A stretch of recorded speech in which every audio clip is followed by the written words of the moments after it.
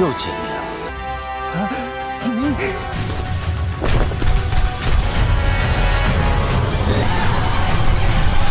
好一条忠心耿耿的狗，知遇之遇之恩，要比。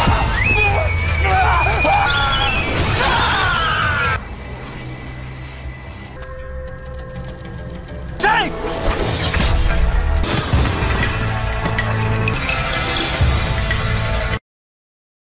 Halo semua, selamat datang di Ruang Film. Bagaimana kabar kalian semua? Semoga selalu sehat dan baik-baik saja.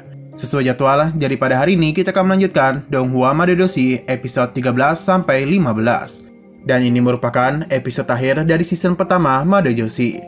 Di episode sebelumnya, Yu Jiwen yang tak ingin diperbudak oleh klan Kinsuen membuat klannya harus berperang dengan mereka. Peperangan itu terjadi dengan sangat dahsyat. Hujan panah api membuat Lotus Pier menjadi kota lautan api. Karena peperangan tak akan berhenti, Yu Jiwen memutuskan untuk memaksa anaknya dan Wei Wuxian pergi menjauh dari tempat ini. Sementara dia itu memilih untuk berperang sampai mati daripada dipermalukan. Yang Fei Miang juga sedang on the way menuju klannya bersama para pasukannya. Setelah peperangan berakhir, tak ada satupun dari klan Yu Mengjiang yang tersisa.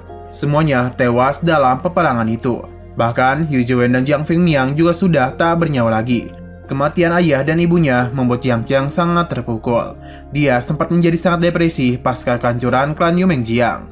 Pasca kehancuran dari klan Yu Mengjiang, Lang Qiren dan Lan Wangji memutuskan dalam kondisi mereka saat ini, semua klan kultivasi harus menggabungkan kekuatan untuk mengatasi masa-masa yang sulit secara bersama-sama. Lang Qiren juga akan segera berkunjung ke klan King Heni untuk mencari sekutu. Sementara Wei Wuxian dan Jiang Cheng akan menjadi Baoshu Sanren untuk mengembalikan inti emas milik Jiang Cheng yang sudah dilelehkan oleh Wen Zhuli. Scene berlanjut yang mana Wei Wuxian dan Jiang Cheng telah pergi dari Lotus Pier dan sampai di sebuah tempat bernama Yiling, yang mana rumornya Baoshu Sanren berada di sana. Karena Wei Wuxian tak bisa menemani Jiang Cheng untuk masuk ke dalam Yiling, dia pun memberikan sebuah kain untuk menutup mata Jiang Cheng. Penutup mata itu tak boleh Jiang Cheng lepas dalam keadaan apapun. Jika Jiang Cheng melepaskannya, dia dinyatakan telah melanggar peraturan dan akan membuat marah seorang pendiri sekolah kultivasi dan juga seseorang tetua di sana, yang mana hal itu bisa saja membuat mereka terbunuh. Wei Wuxian juga menyuruh Jiang Cheng untuk mengaku sebagai putra dari Chang Sanren dan jangan pernah mengatakan identitas asli dirinya. Sementara Wei Wuxian akan menunggu Jiang Cheng di kaki gunung. Ketika sedang menunggu Jiang Cheng, Wei Wuxian tiba-tiba diserang oleh Wen Zhuliu, serta dadanya pun tertusuk oleh pedang Wen Chao.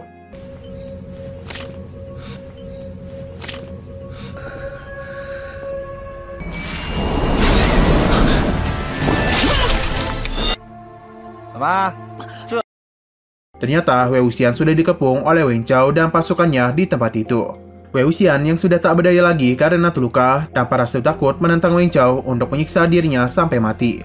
Jika Wei Wuxian mati, dia ini berjanji akan menjadi hantu yang ganas dan akan mengutuk Wen Chao dan klan Kinsuen. Alhasil, Wei Wuxian pun diseret oleh para bawahan Wen Chao.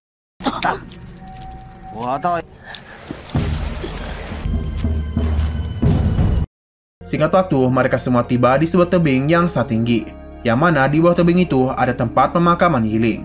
Tempat itu merupakan gunung mayat dan medan perang kuno. Wen Chao memberitahu bahwa selama berabad-abad ratusan klan kultivasi mencoba membersihkan energi marah di tempat tersebut, tapi tak ada satupun dari mereka yang berhasil.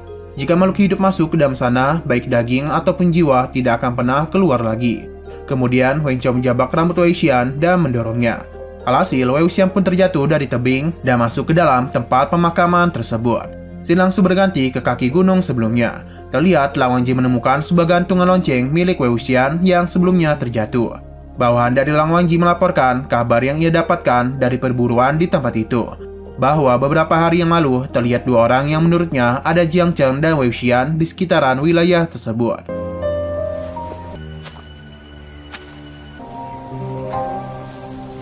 Setelah itu, terdapat penjelasan dari narator yang mengatakan di era yang sama, tepat klan Yu Mengjiang yang dimusnahkan, api argansi dari klan Kinsuen makin membara.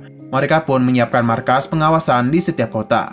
Bagi siapa saja yang menantang keinginan klan Kinsuen, maka akan membawa malapetaka pemusnahan bagi klan yang menantang. Kembali ke cerita di Menara Ikan Mas, tepatnya di klan Lan Ningjin. Pemimpin mereka yang bernama Jin Guxian mendapat laporan dari bawahannya mengenai klan Kinsuen yang mengirim seorang utusan ke klan mereka. Klan Qixuan berencana untuk mendirikan markas pengawasan di wilayah Menara Ikan Emas.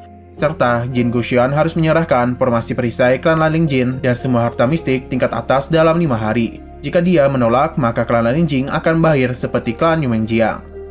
Sementara itu, di perbatasan klan Gushulan, tampak Lang Wangji yang sedang memainkan kecapinya, yang memunculkan sebuah respon dari jiwa yang mati dari catatan kecapi. Hal itu dilakukan untuk memastikan apakah Wei Wuxian dan Jiang Cheng sudah mati atau belum.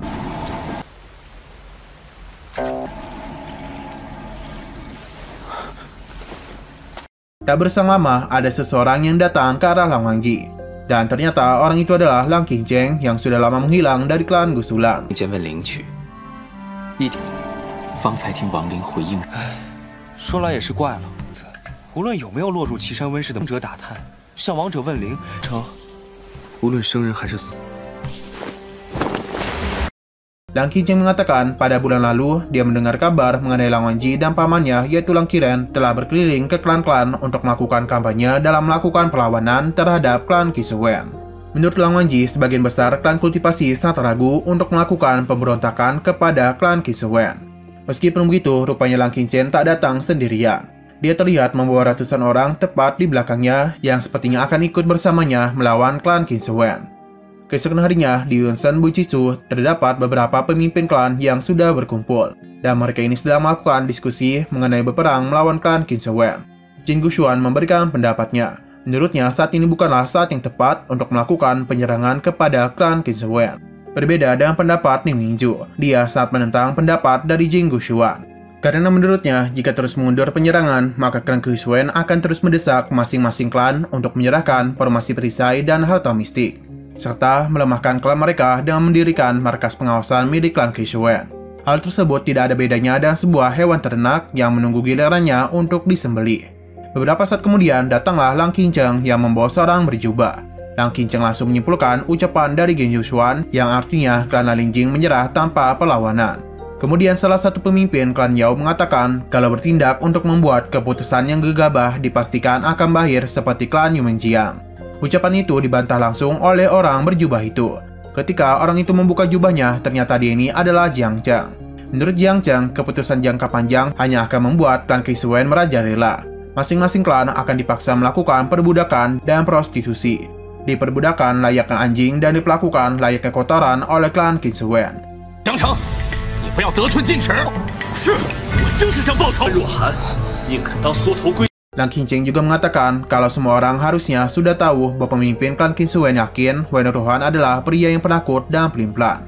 Kemudian Ning Mingju dengan sangat tegas menanyakan kepada pemimpin klan Yao dan klan Lan Lingjing apakah mereka bersedia ikut berperang bersama atau tidak. Dia juga mengatakan kalau dia akan memenggal kepala Wen Ruhan dengan tangannya sendiri. Jin Guangshan menanyakan bagaimana cara mereka untuk melawan Qixuan. Hanya dengan kekuatan beberapa klan saja. Lalu Qingcheng menjelaskan kalau klan-klan bawahan dari klan Qixuan tidaklah setia dan hanya dipaksa untuk menyerah. Jadi mereka bisa memujuk klan-klan tersebut untuk ikut bergabung. Lalu Lang Qingcheng menunjukkan ratusan orang yang berdatangan dari klan-klan yang berbeda, yang mana ia membawa mereka untuk ikut berperang melawan Qixuan. Banyak klan yang berkumpul dan bersedia berperang karena klannya dihancurkan oleh klan Qixuan. Dan mereka ini juga telah diselamatkan oleh Lang Qingcheng. Selanjutnya, Ning Mingju memberikan sebuah pidato singkat kepada mereka semua layaknya seorang pemimpin. Dia menanyakan kampanyenya dan klan gabungan mereka dengan sebutan sansut.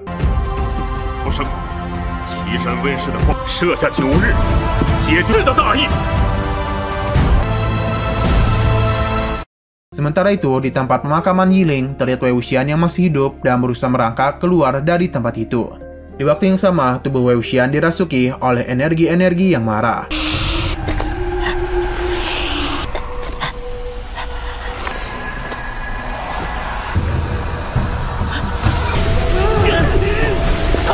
Seketika, dia sekilas melihat masa lalunya bersama Jiang Cheng, Jiang Fengmian, Yu Jiun, dan Jiang Yanli, serta tampak memori bersama Lang Wangji ketika mereka pertama bertemu.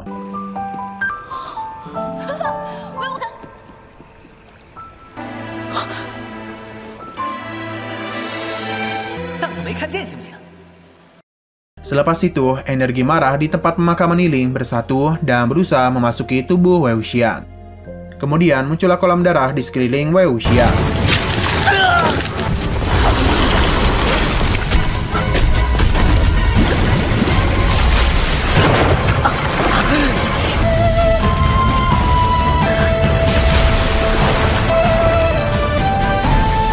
Setelah itu, terjadilah time skip mengenai peperangan awal kampanye Sansut. Narator menjelaskan yang mana klan King ini, klan Ling Jin, klan Gushulan, dan klan Yumenjiang memimpin 8.000 kultivator dan berbaris menuju Qinzhouwen. Mereka berniat untuk melakukan Guangzhong, yaitu wilayah dari klan Qinzhouwen. Namun, klan Qinzhouwen begitu kuat. Upaya mereka dalam menggulingkan kota utama klan Qinzhouwen, yakni kota tanpa malam, layaknya seekor semut yang berusaha mengguncangkan pohon raksasa. Wenruhan menggambarkan mereka dengan dua kata, yaitu tidak menjanjikan dan tidak terlalu percaya diri. Di salah satu wilayah klan Ling Jin, sementara itu Jiang Chen dari klan Yumenjiang hanya memiliki kekuatan kecil. Setelah situasi di wilayah klan Gushulan, tepatnya di Jianghui menjadi stabil, Lang Wangji memimpin sekelompok kultivator untuk memperkuat daerah Jiangchu, yang merupakan wilayah dari klan Yumenjiang. Sedangkan di Heijin, sebuah tempat di wilayah klan Qianghani, mereka itu mendapatkan kemenangan mutlak. Bahkan Ni Mingju sempat memotong kepala dari anak tetua Wenruhan dan ia pamerkan di depan pasukannya. Kembali ke cerita utama, yang mana Weining tampak sangat kesal karena dia mendapatkan surat yang berisi mengenai perintah Wenruhan yang memerintahkan semua cabang klan Qinzhouwen dan klannya berapliasi untuk bergabung dengan peperangan mereka. Siapa saja yang menolak akan dihukum tanpa belas kasihan. Walaupun begitu, Wang Qing tetap menolak perintah itu. Karena meskipun dia dan adiknya menyandang nama keluarga Wen, tapi jam mereka akan selalu menjadi jalan penyembuh dan bukan pembunuh. Wen Qing mengingatkan kepada Weining bahwa mereka adalah penyembuh yang menyelamatkan nyawa dan mengobati yang terluka. Bahkan jika berada di medan perang sekalipun, mereka harus berpegang teguh pada prinsip mereka untuk menjadi tim medis. Scene balik di mana Lang Wangji dan Jiang Chen sangat terkejut ketika melihat banyaknya mayat dari pasukan klan Qinzhouwen yang sudah tewas. Namun mereka sedikit curiga karena para kultivator klan Wang mati dalam cara yang tidak wajar. Kemudian salah satu bawahan Jiang Chen melaporkan bahwa sekelompok besar pasukan dari klan Qinzhouwen terlihat dari arah selatan. Dan sekarang ini sedang menuju ke arah Jiang Chen dan Lang Wangji. 温家是不能待了，我可不当逃兵，命叛逃，这就是下场。尚未找到，那还不赶快去找？老子下令还是你下令啊？啊！这端了你们的老巢，你们还要？ Keesokan harinya di Chongyang, terlihat banyak dari pasukan-pasukan klan Yumenjiang yang sedang berlatih. Kemudian Lang Wangji menunjukkan sebuah jimat kepada Jiang Chen. Lang Wangji mendapatkannya di malam tadi di wilayah klan Qinzhouwen. 近日温朝加派了兵，还没有可疑迹象，可是怕是抵挡不住。 Jimat itu terlihat mirip dengan jimat ngusir setan. Bedanya pada jimat itu dibuat dengan banyak coretan daripada biasanya. Ada lebih dari 4 coretan digambar dengan darah manusia. Menurut Lang Wangji, jimat itu benar-benar terbalik dari jimat pengusiran setan. Jimat biasa digunakan untuk mengusir setan, sedangkan jimat itu digunakan untuk memanggil setan. Lang Wangji ini telah mengujinya beberapa kali, yang membuktikan kalau jimat itu memiliki kemampuan untuk memikat roh dan mengumpulkan energi jahat. Artinya, fenomena pembantaian klan Qinzhouwen malam tadi ada hubungannya dengan jimat tersebut.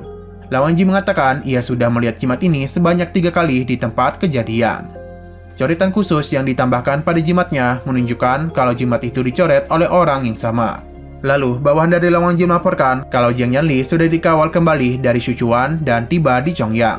Dalam laporan itu, Jiang Chen pun bergegas menghampiri kakaknya yang baru saja tiba. Sampai di sana, Jiang Chen langsung memeluk Jiang Yanli. Dia kemudian menunjukkan kepada kakaknya sebuah barang peninggalan dari ayah dan ibunya. Aceh.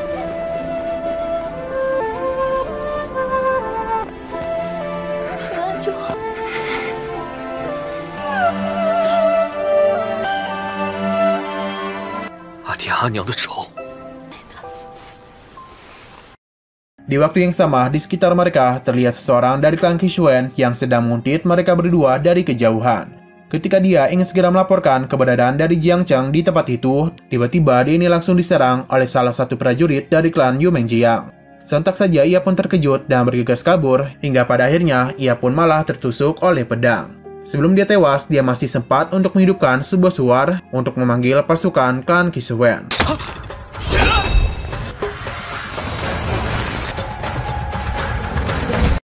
Di sisi lain, tampak Wen Chao yang sedang marah-marah karena para bawahannya tak dapat menemukan keberadaan Jiang Chen dan Lang Wangji. Di saat itu, entah apa yang terjadi, Wang Lijiao itu menjadi berperilaku aneh seperti seseorang yang sedang ketakutan setengah mati. Dia itu mengaku telah melihat kejadian aneh di markas pengawasan klan Qinzhouwen baru-baru ini. Yang mana sepertinya Wei Wuxian tidaklah mati dan sekarang dia telah kembali untuk membalaskan dendam. Tapi Wen Chao sama sekali tak mempercayainya, karena Wei Wuxian tak akan mungkin bisa keluar hidup-hidup dari pemakaman Yiling. Bahkan mereka yang meninggal di pemakaman Yiling, jiwanya akan tertangkap di sana selamanya. Di waktu yang sama, salah satu bawahan Wen Chao melaporkan kalau mereka menemukan markas pemberontak Jiang Zheng dan Lan Wangji. Lantas Wen Chao pun langsung meninggalkan Wang Lingjiao dan pergi untuk menyerang markas pemberontak tersebut.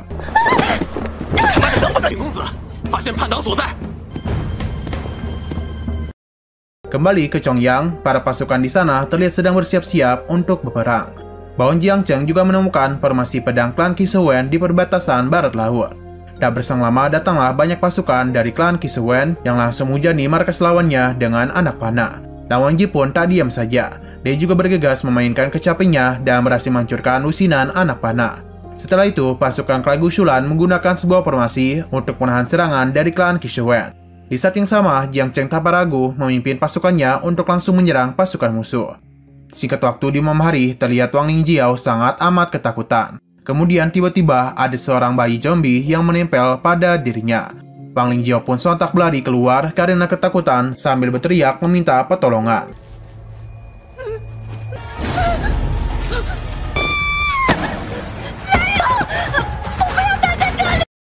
Setelah sampai di luar, dia menemukan dua orang penjaga. Di saat Wang Lingjiao memegangnya, penjaga itu mendadak terjatuh begitu saja.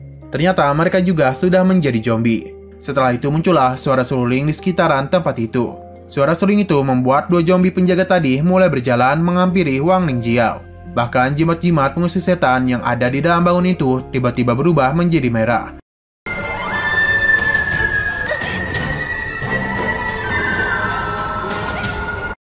Lalu angin pun mulai bertiup kencang. Ketika Wang Lingjiao mencoba berlari, dia mendadak tak bisa bergerak. Dan jimat-jimat yang ada di sana mulai bertempelan ke tubuh Wang Lingjiao. Karena tak dapat bergerak sama sekali, dua zombie itu pun langsung menyerang dirinya.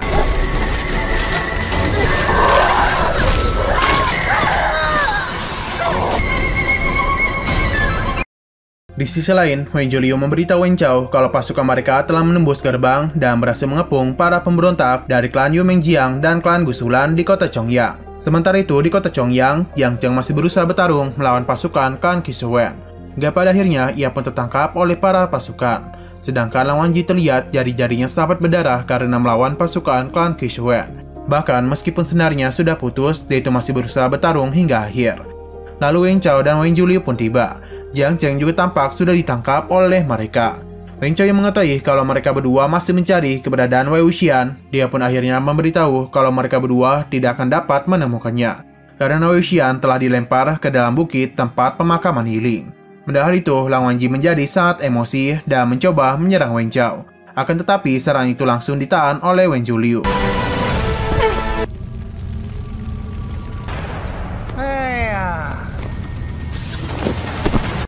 Di saat yang bersamaan, tiba-tiba ratusan burung mulai berterbangan, yang disusul juga dengan suara seruling. Hal itu pun membuat api-api di sekitar mereka berubah menjadi warna hijau. Serta mayat-mayat yang tewas di sekitar mereka satu persatu mulai bangkit kembali menjadi zombie.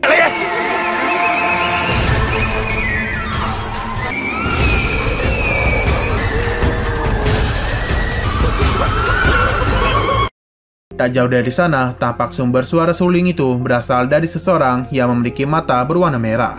Yang mana orang itu adalah kultivasi di jalan seni iblis. Kemudian, sekumpulan zombie itu mulai melakukan penyerangan. Sehingga Wen Zhuliu pun mulai menyerang para zombie untuk melindungi Wen Chao.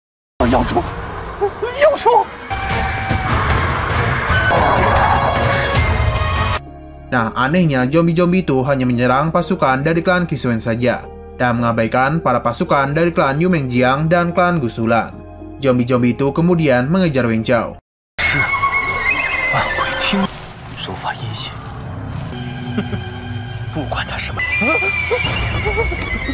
Pada saat Wen Chao berlari, dia terjatuh karena kakinya dikait oleh zombie Wang Lingjiao. Hingga tangan Wen Chao pun tergigit olehnya. Pas Wen Chao sudah terpojok dan tak bisa berlari kemana-mana lagi, Wen Zhuliu pun datang untuk menyelamatkannya.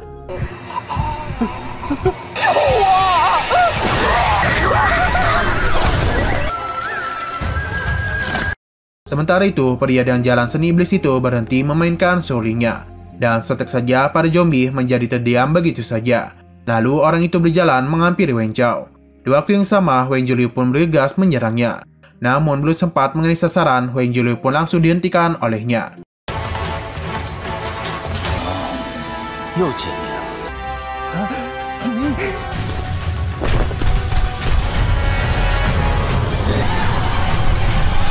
好一条忠心耿耿的狗，知遇之遇之恩，要比。 Selanjutnya, orang itu mengumpulkan energi marah dari semua zombie di sekitarnya. Dan hal itu dia lakukan untuk menyiksa Wen Zhiliu dan membuat tangannya terkilir. Bahkan, dia kembali mengangkat Wen Zhiliu, serta dengan cepat dia melewati tubuh Wen Zhiliu untuk mengambil inti emasnya.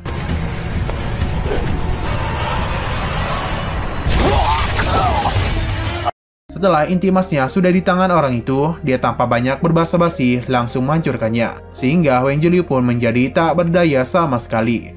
Setelah itu, dia pun menunjukkan wajahnya kepada orang-orang dan ternyata dia itu ada Wei Wuxian. Hal ini sontak saja membuat Lang Wangji, Jiang Cheng, serta Wen Chao sangat terkejut. Karena merasa ketakutan, Wen Chao pun berusaha untuk melarikan diri. Namun sayangnya, usahanya itu digagalkan langsung oleh Wei Wuxian.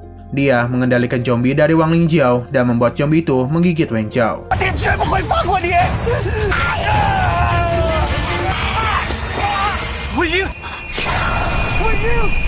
Tak berhenti sampai di situ, Wei Wuxian kembali memainkan serulingnya.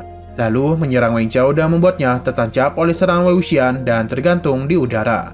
Sedangkan Wen Zhiliu, dia yang tak berdaya lagi, mulai diserang oleh kumpulan zombie. Sebelum menghabisinya, Wei Wuxian menyiksanya terlebih dahulu dan menusukkan sesuatu yang tajam menembus tubuh Wen Chao. Hingga pada akhirnya, dia pun membuat tubuh Wen Chao terpecah belah.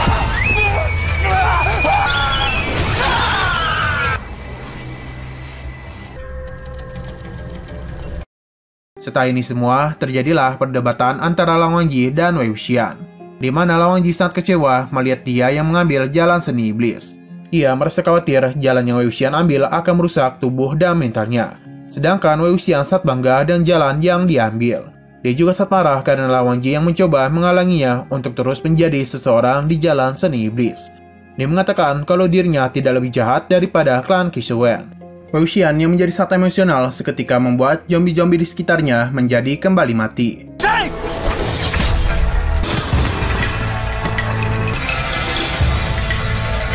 Setelah itu, Jiang Cheng datang membela Wei Wuxian. Dia mengatakan kalau dia adalah bagian dari klan Liu Mengjiang, sehingga klan Liu Mengjiang lah yang akan bertanggung jawab atas Wei Wuxian. Dan Wei Wuxian bukanlah urusan dari klan Gusulan. Mendengar ucapan itu, Lang Wangji menjadi sangat kecewa dan juga sedih. Dia juga langsung pergi meninggalkan mereka berdua. Sesudah itu, terdapat penjelasan dari narator yang mana kota Jingchu dan Chongyang yang merupakan wilayah dari klan Liu Mengjiang memenangkan kemenangan besar pada peperangan. Jiang Cheng dan Wei Wuxian terus mengejar para musuh, sehingga membuat musuh mundur ke utara Qingling. Dengan demikian, semua wilayah Jiangsu yang hilang sudah mulai kembali pulih, serta klan Liu Mengjiang juga berhasil mendapatkan kembali kota utama mereka, yakni adalah Lotus Pier. Kembali ke cerita utama, terlihat Wei Wuxian, Jiang Cheng, dan Jiang Yanli kembali ke Lotus Pier. Wei Wuxian memberitahu kalau tubuh dari Jiang Chongfengmian dan Yu Jiun telah dikeramasi oleh Wenhuan. Padahal makam mereka sudah dibuat oleh Jiang Cheng di gunung, tepatnya di belakang aula leluhur.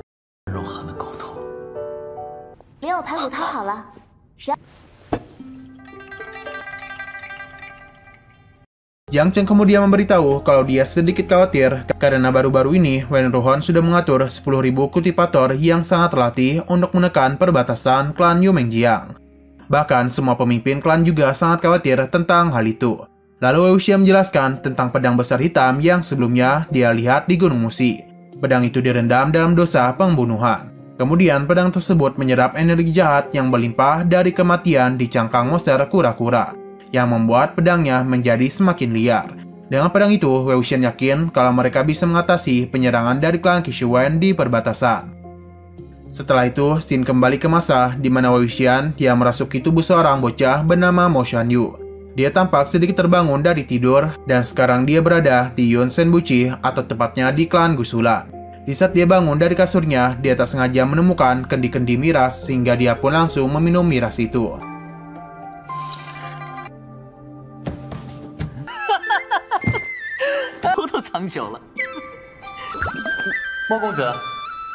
Di sisi lain terlihat Lang Wangji bersama Lang Qingcheng. Lang Qingcheng memberitahu kalau dia akan mengunjungi Jin Guoyu yang merupakan pemimpin klan dari Lan Lengjin. Kunjungan Lang Wangji ada untuk konferensi klan Lan Lengjin, tepatnya di Menara Ikan Mas. Di dalam konferensinya nanti, Jin Guoyu berencana memperluas area perburuan. Oleh karena itu, Jin Guoyu mengundang Lang Qingcheng untuk membahas masalah tersebut. Lang Qingcheng kemudian mempercayakan klan Gusulan dan akan kembali ke Menara Ikan Mas dalam sebulan ke depan. Kembali ke Wei Wuxian, murid dari Lang Wangji yakni Lan Ziyi dan Lan Xinjui membahas mengenai kampanye Sansur. Di saat pengepungan kota tanpa malam 10.000 kultivator dan 4 klan menyerbu klan Qise Wen lebih dari 10 hari, pertempuran itu sangatlah mengejutkan dunia. Selain itu, mereka juga membahas ketua Yiling, yaitu Wei Wuxian yang menggunakan amulet harimau Stygian, sebuah jalan seni iblis, yang mana hal itu membuat pasukan mayatnya berjalan liar dan menyebabkan sebuah badai berdarah. Di sela mereka membahas itu, mereka bertemu dengan Lang Wangji yang baru saja tiba. Dan pada akhirnya, scene pun ditutup dengan di mana Lang Wangji dan Wei Wuxian berdiri bertatapan. Nah, sayang sekali untuk season pertama dari Madodoshi telah berakhir. Oke, sekian dulu pada video kali ini. Untuk video selanjutnya akan segera hadir. Jadi bagi kalian yang ingin mengikuti series ini, langsung klik subscribe dan aktifkan loncengnya. Oke, terima kasih yang sudah menonton video sampai habis. Jika kalian suka pada video ini, klik like dan share ke teman-teman kalian tentang channel ini. Dan ditunggu aja kelanjutannya. Oke, sampai jumpa di video selanjutnya.